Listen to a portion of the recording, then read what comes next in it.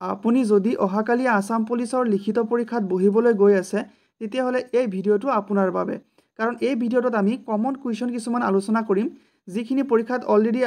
Previous ইয়াৰত আহি গৈছে আৰু আহাৰ বহুত সম্ভাৱনা আছে গতিকে বেছিকৈ পলম নকৰি আৰম্ভ কৰিছোঁ আজিৰ ভিডিঅ' আৰু আপোনালোকে আজিৰ ভিডিঅ'ত কিমানটা শুদ্ধ উত্তৰ দিব পাৰিলে সেইটো শেষত কমেণ্ট বক্সত জনাই দিব আৰু আজিৰ ভিডিঅ'টো স্কিপ নকৰাকৈ শেষলৈকে চাব নিজকে টেষ্ট কৰক কিমানখিনি শিকিলে তাৰ ওপৰত ভিত্তি কৰি আপোনালোকে নিজে গম পাব পাৰিব আপোনালোকৰ পৰীক্ষা কেনেকুৱা হ'বলৈ গৈ আছে গতিকে বেছিকৈ পলম নকৰি আৰম্ভ কৰিছোঁ আজিৰ ভিডিঅ' প্ৰথমটো প্ৰশ্ন দিছে Droupadi Murmu was sworn in as of Indian president Droupadi Murmu ভাৰতৰ দেশ ৰাষ্ট্ৰপতি হিচাপে শপত গ্ৰহণ কৰিছিল অপশ্যন আছে 13th 14th 15th নে 16th তো ইয়াৰ সঠিক উত্তৰটো হ'ব অপশ্যন চি 15 দ্ৰৌপদী মুৰ্মু ভাৰতৰ 15 নম্বৰ বা 15তম ৰাষ্ট্ৰপতি হিচাপে শপত গ্ৰহণ কৰিছে নেক্সট প্ৰশ্ন where is the tomb of Ghiyasuddin Aulia situated Ghiyasuddin Auliaৰ সমাধি ক'ত অৱস্থিত অপশ্যন আছে গোৱালপাৰা হাজো ধুবুৰী নে গুৱাহাটী তো ইয়াৰ সঠিক উত্তৰটো হ'ব অপশ্যন বি হাজোত Ghiyasuddin Auliaৰ সমাধিস্থল হাজোত অৱস্থিত নেক্সট প্ৰশ্ন Roberts cup is related to which sport Roberts cup কোনবিধ খেলৰ সৈতে সম্পৰ্কিত অপশ্যন আছে ভলীবল বেডমিণ্টন ফুটবল নে হকী তো ইয়াৰ সঠিক উত্তৰটো হ'ব option C football Roberts cup ফুটবলৰ সৈতে জড়িত সেইটো মনত ৰাখিব আৰু লগতে মনত ৰাখিব যিটো বৰদলৈ ট্ৰফি আছে বৰদলৈ ট্ৰফি এইটো বহুত ইম্পৰ্টেণ্ট হয় বৰদলৈ ট্ৰফি ফুটবলৰ লগত জড়িত যিটো 1952ত ষ্টাৰ্ট কৰা হৈছিলে তো এই বস্তুটো মনত ৰাখি থ'ব নেক্সট প্ৰশ্ন which was the first Assamese radio' drama প্ৰথম অসমীয়া অনাতা নাটকখনৰ নাম কি অপশ্যন আছে শকুন্তলা সুৰবি বিন বৈৰাগী নে লাহৰী তো ইয়াৰ সঠিক উত্তৰটো হ'ব অপশ্যন চি বিন বৈৰাগী প্ৰথম অসমীয়া অনাতা নাটকখন অৰ্থাৎ ৰেডিঅ' ড্ৰামা হৈছে বিন বৈৰাগী নেক্সট প্ৰশ্নটো দিছে who is known as Assamese Nurjahan কাক অসমীয়া নুৰজাহান বুলি জনা যায় অপশ্যন আছে ফুলেশ্বৰী দেৱী জয়মতী কনকলতা বৰুৱা নে মূলা গাভৰু তো ইয়াৰ সঠিক উত্তৰটো হ'ব অপশ্যন এ ফুলেশ্বৰী দেৱীক অসমীয়া নুৰজাহান বুলি জনা যায় আৰু লগতে মনত ৰাখিব যিটো ৰাণী অম্বিকা আছিলে ৰাণী অম্বিকা এইটো সুধি দিয়ে কেতিয়াবা ৰাণী অম্বিকাই যিটো শিৱদৌল আছে সেইটো নিৰ্মাণ কৰিছিল শিৱদৌল এইটো কিন্তু ফুলেশ্বৰী নহয় ৰাণী অম্বিকাই শিৱদৌল নিৰ্মাণ কৰিছিল যিটো শিৱসাগৰত আছে নেক্সট প্ৰশ্ন 1 GB is equal two 1 GB সমান কিমান অপশ্যন আছে 1250 মেগাবাইটছ অৰ্থাৎ MB 1296 মেগাবাইট 1150 মেগাবাইট নে 1024 মেগাবাইট তো ইয়াৰ সঠিক উত্তৰটো হ'ব অপশ্যন ডি 1024 মেগাবাইট অৰ্থাৎ 1024 MB 1024 MB is equal to হয় 1 GB GB মানে হৈছে গিগাবাইট নেক্সট প্ৰশ্ন Ankushita Boro is related to which sports Ankushita Boro কোনবিধ খেলৰ সৈতে সম্পৰ্কিত অপশ্যন আছে টেনিছ বেডমিণ্টন বক্সিং নে জিমনাষ্টিক্স তো ইয়াৰ সঠিক উত্তৰ হ'ব option C boxing Ankushita Boro তেওঁ বক্সিঙৰ সৈতে জড়িত নেক্সট প্ৰশ্ন the most abundant metal in earth crust is পৃথিৱীৰ উপৰিভাগত সৰ্বাধিক মাত্ৰাত পোৱা ধাতুবিধ হ'ল অপশ্যন আছে লো এলুমিনিয়াম ৰূপ নে সীহ আইৰণ এলুমিনিয়াম চিলভাৰ নে লিড তো ইয়াৰ সঠিক উত্তৰটো হ'ব অপশ্যন বি এলুমিনিয়াম পৃথিৱীৰ উপৰিভাগত বা ক্ৰাষ্টত আটাইতকৈ বেছি পোৱা ধাতুবিধ হৈছে এলুমিনিয়াম নেক্সট প্ৰশ্ন who is known as Kalidas of Assam কাক অসমৰ কালিদাস বুলি জনা যায় অপশ্যন আছে শ্ৰীমন্ত শংকৰদেৱ মাধৱ কন্দলী নে হেম সৰস্বতী তো ইয়াৰ বহুতে ভাবিব যে মাধৱদেৱ হয় বা শংকৰদেৱ হয় কিন্তু মাধৱদেৱ আৰু শংকৰদেৱ নহয় ইয়াৰ সঠিক উত্তৰটো হ'ব অপশ্যন চি মাধৱ কন্দলীক অসমৰ কালিদাস বুলি জনা যায় এইটো মনত ৰাখিব নেক্সট প্ৰশ্ন Judima festival is celebrated in which town city of Assam Judima উৎসৱ অসমৰ কোনখন চহৰত উদযাপন কৰা হয় অপশ্যন আছে ডিমাপুৰ হাফলং ডিমা হাছাও নে চৰাইদেউ তো ইয়াৰ সঠিক উত্তৰটো হ'ব অপশ্যন চি ডিমা হাছাও চহৰত বা ডিমা হাছাও ডিষ্ট্ৰিক্টত এই যিটো যুদিমা উৎসৱ আছে এই যুদিমা উৎসৱটো পালন কৰা হয় নেক্সট প্ৰশ্ন Nayanmoni Saikia is related to which sports Nayanmoni Saikia কোনবিধ খেলৰ সৈতে সম্পৰ্কিত অপশ্যন আছে টেনিছ লন বল বক্সিং নে জিমনাষ্টিক্স নয়নমণি শইকীয়া সকলোৱে চিনি পায় চাগে অসমৰ হয় তো নয়নমণি শইকীয়া এই লন বলৰ সৈতে সম্পৰ্কিত অপশ্যন বিটো হ'ব ইয়াৰ কাৰেক্ট এনচাৰ নেক্সট প্ৰশ্ন which country is called land of thunder dragon কোনখন দেশক লেণ্ড অফ থাণ্ডাৰ ড্ৰেগন বুলি কোৱা হয় অপশ্যন আছে নেপাল ভূটান বাংলাদেশ নে ম্যানমাৰ তো ইয়াৰ সঠিক উত্তৰটো হ'ব অপশ্যন বি ভূটানক লেণ্ড অফ থাণ্ডাৰ ড্ৰেগন বুলি কোৱা হয় নেক্সট প্ৰশ্ন who is the author of the book changing India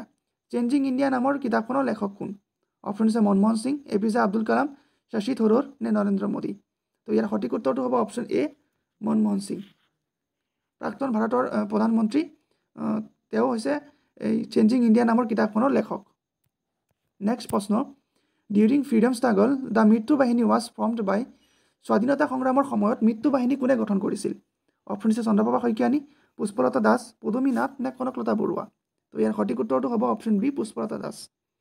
Pushpalata দাসে যিটো মৃত্যু বাহিনী আছিলে এইটো স্বাধীনতা সংগ্ৰামৰ সময়ত গঠন কৰিছিল নেক্সট প্ৰশ্ন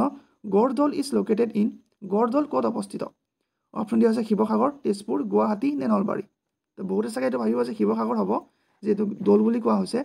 কিন্তু শিৱসাগৰ নহয় এইটো হ'ব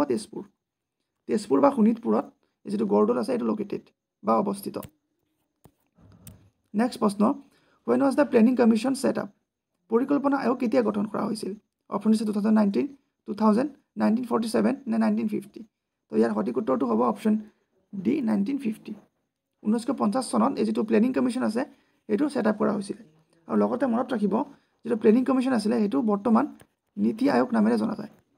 নীতি আয়োগ বৰ্তমান ইয়াৰ নামটো হৈছে নীতি আয়োগ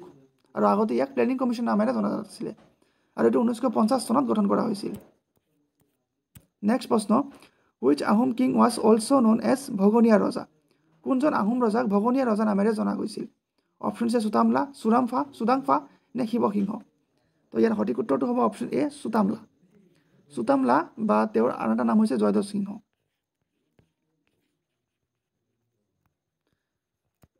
সিংহ বা চুতামলাক ভগনীয়া ৰজা হিচাপে জনা যায় বা জনা গৈছিল আৰু লগতে মনত থাকিব যিটো চুদাংফা আছে এই চুদাংফাক অপশ্যন চিত যিটো দিয়া হৈছে চুদাংফা তেওঁক বামুণী কোঁৱৰ নামেৰে জনা গৈছিল বামুণী কোঁৱৰ এইটো মনত ৰাখিব নেক্সট প্ৰশ্ন when did the Rangia uprising take place Rangia বিদ্ৰোহ কেতিয়া সংঘটিত হৈছিল অপশ্যন হৈছে 1861 1893 1905 নে 1930 তো ইয়াৰ সঠিক উত্তৰটো হ'ব অপশ্যন বি চি নহয় 1893 চনত যিটো ৰঙিয়া বিদ্ৰোহ হৈছে এইটো সংঘটিত হৈছিলে আৰু লগতে মনত ৰাখিব বাকী তিনিটা চনৰ কথা মই কৈ দিওঁ যিটো 1861 আছে 1861ত ফুলগুৰি ধাৱা হৈছিল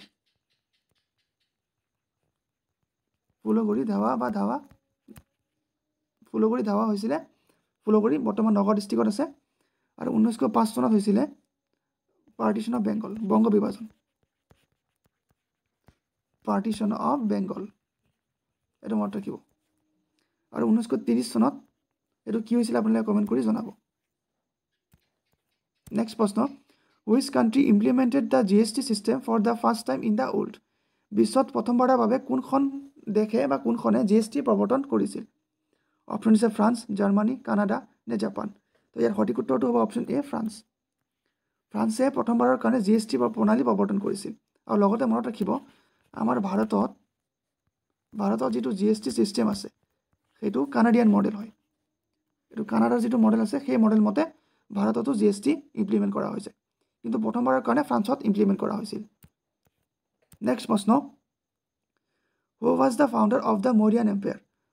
মৌৰ্য সাম্ৰাজ্যৰ প্ৰতিষ্ঠাপক কোন আছিল অপশ্যন হৈছে অশোক চন্দ্ৰগুপ্ত মৌৰ্য বিন্দুসাৰা নে বিম্বিসাৰা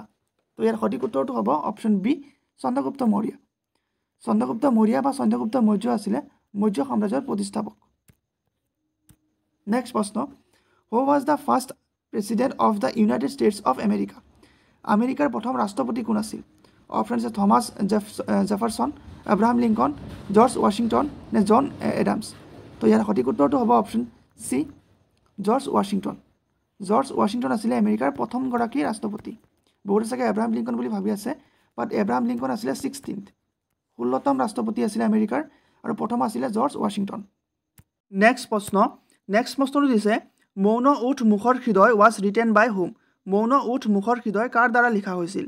অপশ্যন হৈছে হোমেন বৰগোহাঁই নিৰুপমা বৰগোহাঁই মামণি ৰয়ছম গোস্বামী নে ইয়াছে দৰ্শে থংচী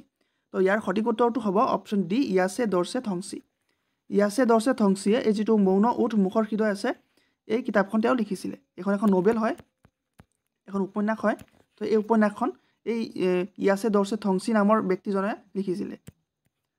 নেক্সট প্ৰশ্ন what is the currency of Bhutan ভূটানৰ মুদ্ৰা কি অপশ্যন আছে ৰুপি গোল্ড ট্ৰাম টকা নে ইয়েন তো ইয়াৰ সঠিক উত্তৰ হ'ব অপশ্যন বি গোল্ড ট্ৰাম হৈছে ভূটানৰ মুদ্ৰা নেক্সট প্ৰশ্ন who is the current chief election commissioner of India S 2025 2025 চন অনুসৰি ভাৰতৰ বৰ্তমান মুখ্য নিৰ্বাচনী আয়ুক্ত কোন অপশ্যন আছে ৰাজীৱ কুমাৰ সুশীল চন্দ্ৰ জ্ঞানেশ কুমাৰ নে ওম প্ৰকাশ ৰাৱত তো ইয়াৰ সঠিক উত্তৰটো হ'ব অপশ্যন চি জ্ঞানেশ কুমাৰ বৰ্তমান তেওঁ নতুনকৈ নিযুক্তি দিয়া হৈছে আৰু সেই ব্যক্তিজন হৈছে জ্ঞানেশ কুমাৰ প্ৰথমতে ৰাজীৱ কুমাৰ আছিলে আৰু বৰ্তমান জ্ঞানেশ কুমাৰ হয় নেক্সট প্ৰশ্ন which is the 8th national park of Assam declared recently অসমৰ নতুনকৈ ঘোষণা কৰা 8তম বা 8তম ৰাষ্ট্ৰীয় উদ্যান কোনখন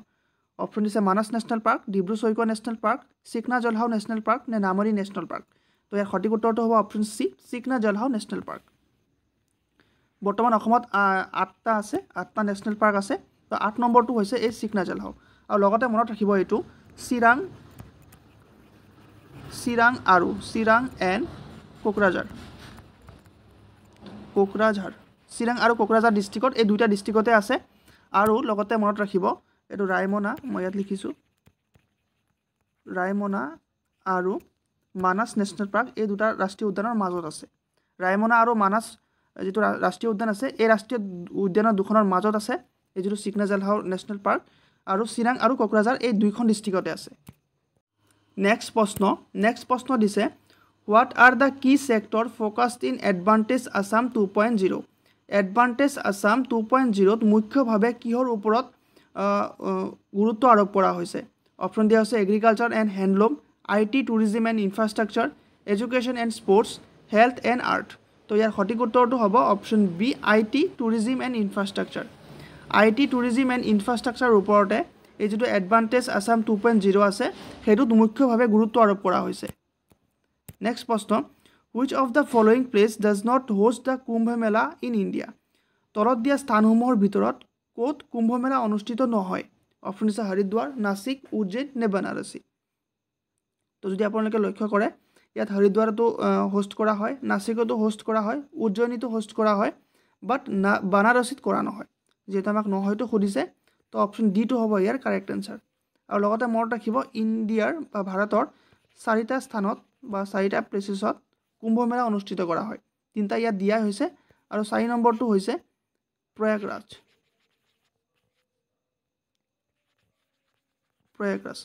এই 4টা জায়গাত কুম্ভ মেলা অনুষ্ঠিত কৰা হয় নেক্সট প্ৰশ্ন What is the name of the satellite that the Assam government plans to launch to enhance socio-economic development and border surveillances? সামাজিক আৰ্থিক উন্নয়ন আৰু সীমান্ত নজৰদাৰী উন্নত কৰিবলৈ অসম চৰকাৰে লঞ্চ কৰিবলৈ ওলোৱা উপগ্ৰহটোৰ নাম কি অপশ্যন আছে ব্ৰহ্মপুত্ৰ সাত আসাম সাত নৰ্থ ইষ্ট সাত নে শংকৰদেৱ সাত তো ইয়াৰ সঠিক উত্তৰটো হ'ব অপশ্যন বি আসাম সাত অসমে নিজাববীয়াকৈ নিজৰ আৰ্টিফিচিয়েল স্যাটেলাইট বা উপগ্ৰহ কৃত্ৰিম উপগ্ৰহ লঞ্চ কৰিবলৈ গৈ আছে আৰু সেই উপগ্ৰহটোৰ নাম হৈছে আসাম সেট সেইটো মনত ৰাখিব এইটো বহুত ইম্পৰ্টেণ্ট হয় কাৰেণ্ট এফেয়াৰ্ছৰ প্ৰশ্ন আহাৰ খুব সম্ভাৱনা আছে নেক্সট প্ৰশ্ন what is the name of the strait that separates India and Sri Lanka Bharat আৰু শ্ৰীলংকাৰ মাজত সাগৰৰ সংকীৰ্ণ জলপথটোৰ নাম কি অপশ্যন আছে Malacca strait Palk strait Bering strait নে সুন্দা ষ্টেট তো ইয়াৰ সঠিক উত্তৰটো হ'ব option B Palk strait Bharat আৰু শ্ৰীলংকাক ছেপাৰেট কৰা ষ্টেটটোৰ নাম হৈছে পাল্ক ষ্টেট এইটো মনত ৰাখিব ইণ্ডিয়াখন এনেকুৱা ইয়াত শ্ৰীলংকা আছে আৰু ইয়াত আছে পাল্ক ষ্টেটটো এইটো মনত ৰাখিব নেক্সট প্ৰশ্ন হাউ মেনি অংকীয়া ভাওনা ৱেৰ কম্প'জড বাই শ্ৰীমন্ত শংকৰদেৱে কিমানটা অংকীয়া ভাওনা ৰচনা কৰিছিল অপশ্যন আছে 4টা 5টা 6টা নে 7টা তো ইয়াৰ সঠিক উত্তৰ হ'ব অপশ্যন চি 6টা শ্ৰীমন্ত শংকৰদেৱে মুঠ 6খন বা 6টা অংকীয়া ভাওনা ৰচনা কৰিছে আৰু সেইকেইটা মনত ৰাখিব হয়তো সুধি দিব পাৰে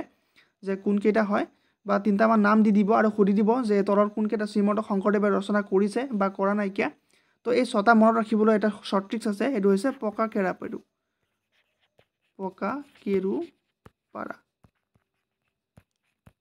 কেৰুপাৰা এইটো মনত ৰাখিব পকা কেৰুপাৰা বুলি ইয়াতে গোটেই নামটো সোমাই আছে প্ৰথম পৰটো মানে হৈছে পত্নী প্ৰসাদ কা মানে হৈছে কালিয় দমন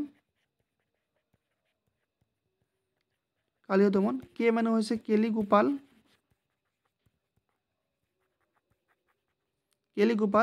ৰু মানে হৈছে ৰুক্মিণী হৰণ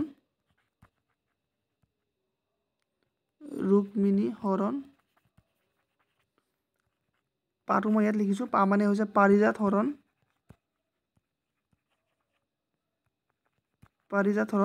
আৰু ৰা মানে হৈছে মই এইটো ইয়াতে লিখি দিওঁ ৰাম বিজয় এই 6টা অংকীয়া ভাওনা বা অংকীয়া নাট শ্ৰীমন্ত শংকৰদেৱে ৰচনা কৰিছিল আই হোপ আপোনালোকে বুজি পালে তো আজিৰ কাৰণে ইমানখিনি আছিলে এই প্ৰশ্নখিনি ভালকৈ এটেণ্ড কৰিছে আৰু আপোনালোকে নিজে কিমানটা শুদ্ধ উত্তৰ দিলে এইটো এতিয়া কমেণ্ট কৰি কমেণ্ট বক্সত জনাই দিব আৰু যদি আপোনালোকক আজিৰ ভিডিঅ'ৰ সম্পূৰ্ণ পিডিএফটো লাগে মই ডেছক্ৰিপশ্যনত টেলিগ্ৰাম চেনেলৰ লিংকটো দি দিছোঁ তাতে জইন হৈ পেলাই আপোনালোকে আজিৰ ভিডিঅ'ৰ সম্পূৰ্ণ পিডিএফটো লৈ ল'ব পাৰিব যেহেতু পৰীক্ষা অহাকালি হয় তো সোনকালে পিডিএফটো লৈ লওক আপোনালোকে পৰীক্ষা আৰম্ভ হোৱাৰ 1 ঘণ্টা আগতো এবাৰ চাই ল'ব পাৰিব কাৰণ বহুত ইম্পৰ্টেণ্ট হয় আই হোপ আপোনালোকে গোটেইখিনিয়ে পাৰিলে যেহেতু অলৰেডি ৰিভিজন ক্লাছ মক টেষ্ট মাৰাথন ক্লাছ বা মডেল পেপাৰ দিয়া হৈছিলে তো তাৰ ওপৰতে ভিত্তি কৰি বনোৱা হৈছে এনালাইচিছ কৰি প্ৰিভিয়াছ ইয়াৰ কুৱেশ্যনবিলাক এনালাইচিছ কৰি পেলাই আৰু যিসকলে অহাকালি পৰীক্ষা দিবলৈ গৈ আছে সিহঁতক মোৰ ফালৰ পৰা আন্তৰিক শুভেচ্ছা পৰীক্ষা ভালকৈ দিব যদি আপোনালোকে আসাম জিকে বিদ্যাপীঠ চেনেলৰ গোটেইখিনি ভিডিঅ' এটা এটাকৈ ফ'ল' কৰিছে যিমানখিনি দিয়া হৈছে যদি ফ'ল' কৰিছে তেতিয়াহ'লে মোৰ বিশ্বাস আপোনালোকে এটা ভাল মাৰ্কছ স্ক'ৰ কৰিবলৈ সক্ষম হ'ব পুনৰবাৰ সকলোকে আন্তৰিক অভিনন্দন জনাই আজি ভিডিঅ' এইখিনিতে সমাপ্ত কৰিছোঁ ধন্যবাদ